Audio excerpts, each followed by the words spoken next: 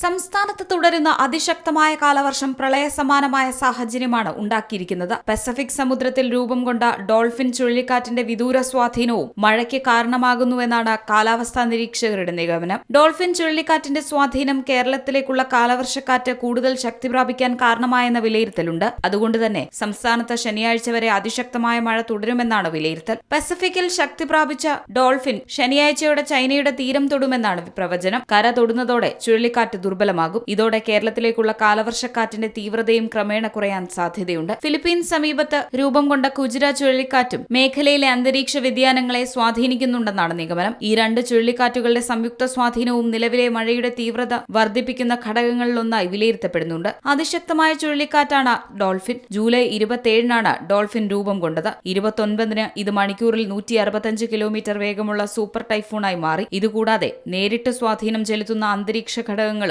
കേരളത്തിൽ ശക്തമായ മഴ പെയ്യാൻ സാഹചര്യമൊരുക്കുന്നു. തെക്കൻ കർണാടകം, തെക്കൻ തമിഴ്നാട്, പുതുച്ചേരി, തെക്കുകിഴക്കൻ ബംഗാൾ ഉൾക്കടൽ എന്നിവയ്ക്ക് മുകളിൽ ചക്രവാത ചുഴികളുണ്ട്. സംസ്ഥാനത്ത് ഞായറാഴ്ചയോടെ മഴ കുറയുമെന്നാണ് കാലാവസ്ഥാ വകുപ്പിന്റെ പ്രവചനം. News desk C Malayalam news.